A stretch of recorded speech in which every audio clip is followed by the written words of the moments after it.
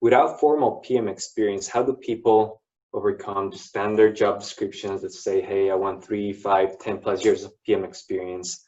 What skills or abilities are really behind that kind of stated requirement? Yeah, so this is always the most important question, and it breaks my heart when I speak with amazing candidates who I believe personally can be an amazing PM, but they don't have that experience, and on the team I'm looking at, I see that I won't be able to bring them in. So the career advice I give, and well, stepping way back, the career advice I give to everybody is be lucky, right?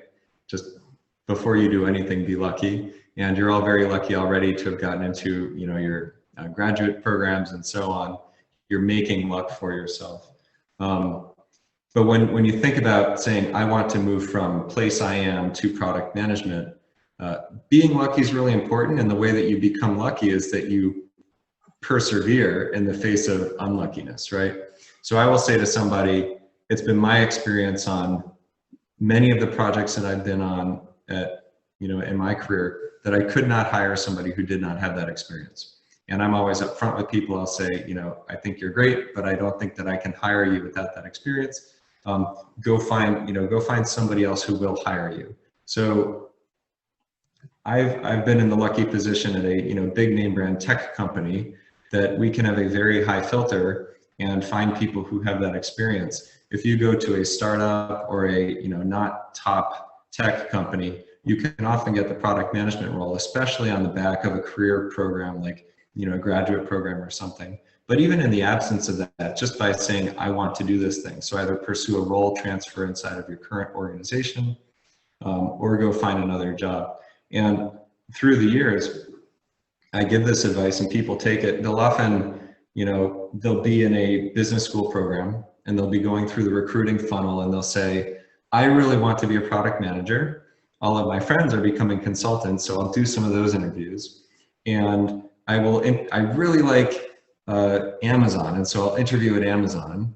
But I really want to be a product manager, and then they'll find a couple, like 1 or 2 places that will give them a product management role, but it'll be a smaller company I haven't heard of. And then they'll come to me and say, what do I do? And I always start by saying, well, what do you really want, right? Do you care more about the name brand of having Amazon on your resume right now? Do you want to chase the consulting route because that's what the herd is, stampeding off to do? And there's nothing wrong with that, right? My brother's a consultant. It's a fantastic industry. You'll have fun. Or do you really want to be a product manager? And if you want to be a product manager, take the product management job. Because if you can do that, you will actually do it. You'll build up that experience. Everything you do is hard, any company you go to. So obviously there's a quality bar, right? Don't take a terrible job, but if you can get a product management job, take it.